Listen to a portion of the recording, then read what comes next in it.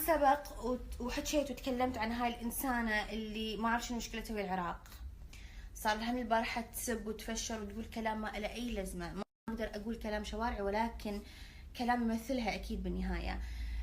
وأكيد راح تطلع تقول إن أنا ممكن أريد أشتغل من وراها حرام، أو مثلا ما تعرف إن أنا أساسا أشهر منها بالعراق. أولا العراق تاج راسك، ثاني شيء تحطين إيدك على راسك قبل ما تجيبين طاري العراق. ثالث شيء والأهم إنه تخسين أنت وأمثالك إنه تمسحون خريطة، تمسحون العراق من الخريطة، تخسين ثم تخسين. اللي أريد أقول لك يا مدام، هدي اللعب شوي ولزمي حدودك. لا، لزمي حدودك هواي، لأنه عيب عليك تسيئين هذا البلد، ولا أنت ولا 10 من أشكالك تهزون حرف واحد من هذا البلد، وأنا راح أوقف لكم وقفة زلم، وهذا وعد مني.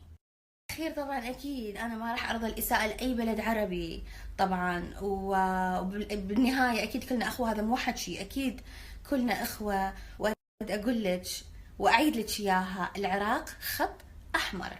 العراق شنو؟ خط أحمر، فدير بالك.